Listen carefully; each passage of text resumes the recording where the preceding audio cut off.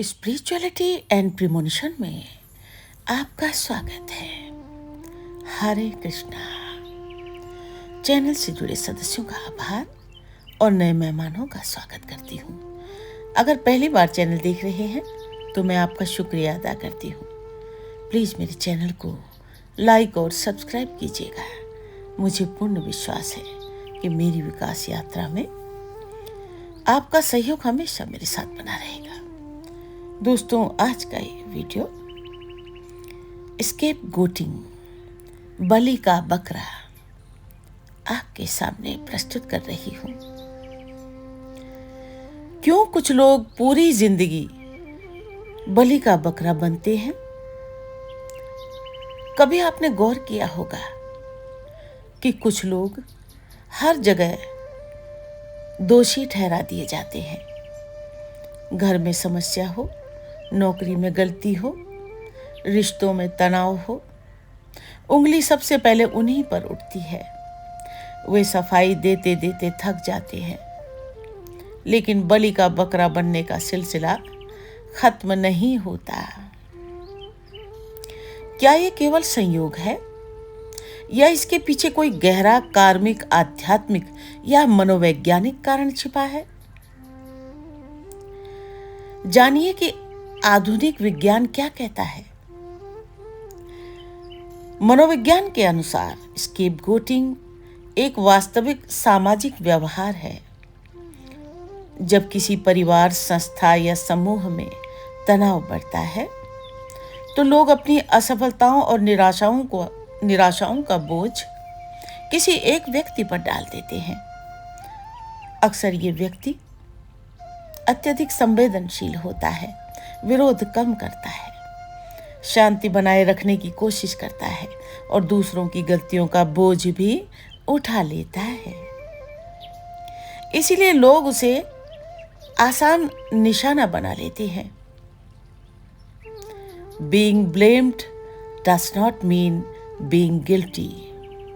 दोषी ठहराए जाना दोषी होना नहीं है, लेकिन दुनिया अक्सर इस अंतर को समझ नहीं पाती। वैदिक और ज्योतिष की दृष्टि से देखें, ज्योतिषीय दृष्टि से बार बार आरोप, अपमान और गलतफहमी का संबंध छठे, 8वें और 12वें भाव से जोड़ा जाता है।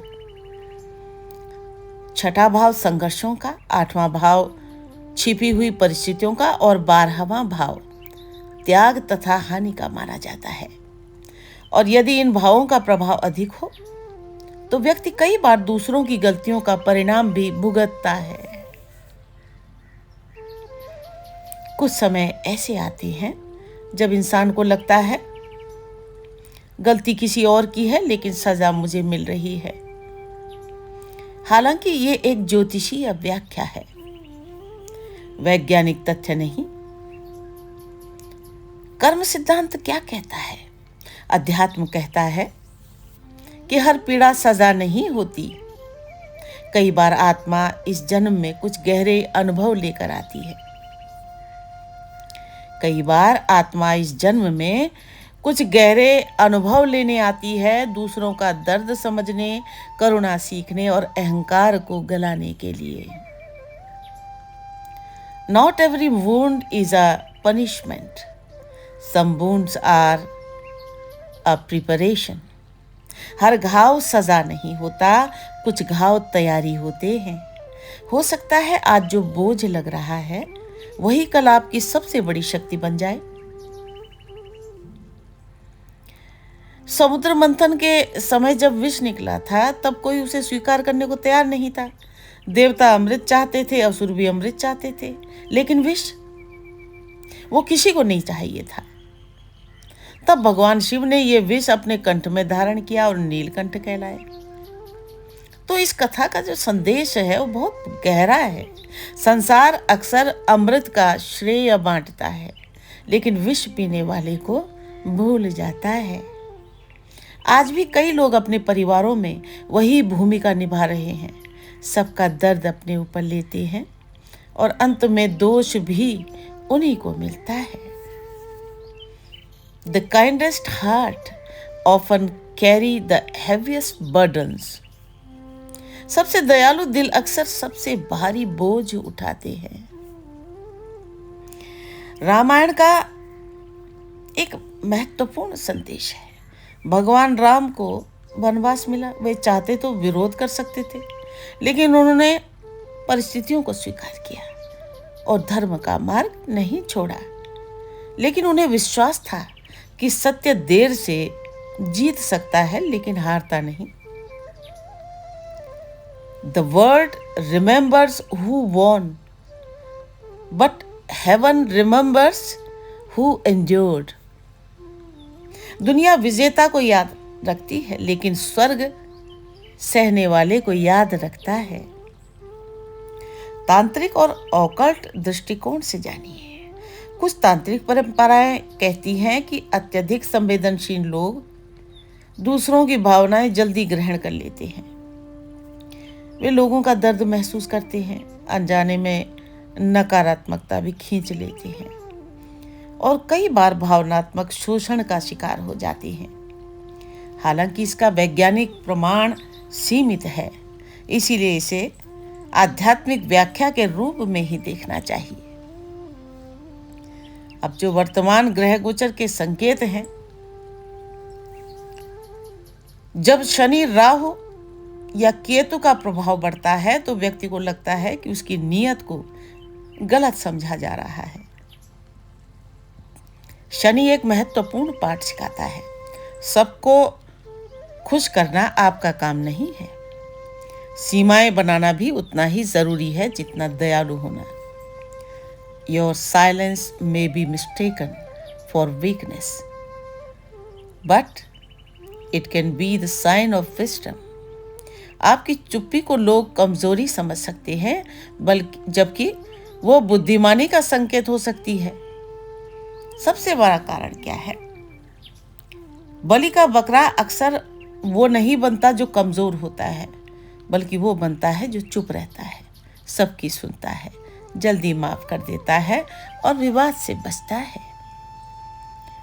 दुनिया कई बार उसकी अच्छाई को कमजोरी समझ लेती है, लेकिन शायद ईश्वर उसे अलग नजर से देखता है। Sometimes God chooses the strongest soul to carry the hardest lessons.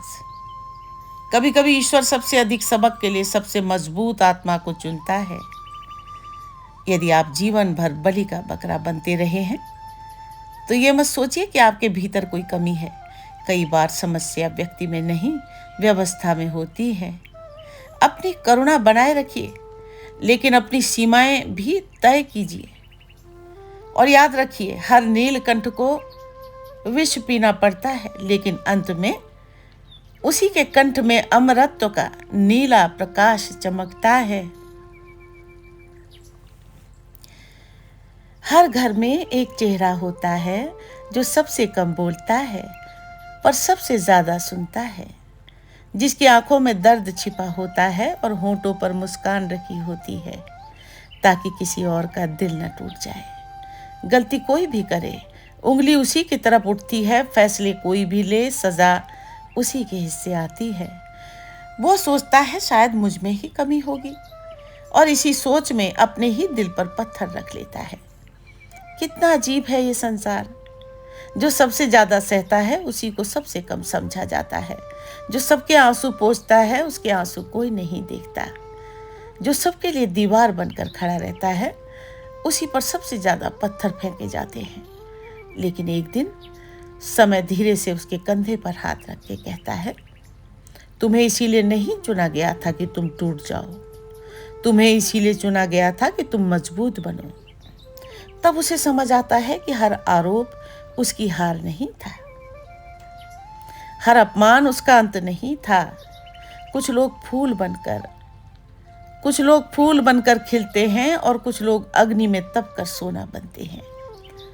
वो दूसरा वाला था। आज भी लोग उसे समझ नहीं पाए। आज भी कई बातें उसके खिलाफ कही जाती हैं, लेकिन अब उसे फर्क नहीं पड़ता, क्योंकि उसने जान लिया है, जिसे दुनिया बलि का बकरा समझती है, कभी कभी वही ईश्वर का सबसे प्रिय योद्धा होता है। और फिर वो मुस्कुराता है, आंखों में नमी लिए, लेकिन दिल में ये विश्वास लेकर कि एक दिन सत्य बोलेगा और उस दिन उसे अपनी सफाई नहीं देनी पड़ेगी। उस दिन उसकी खामोशी ही उसकी सबसे बड़ी गवाही होगी। है मेरे गीत तेरे लिए राधा, लया हो तुम भाव हो राधा। है मेरे गीत तेरे लिए राधा, लया हो तुम भाव हो राधा।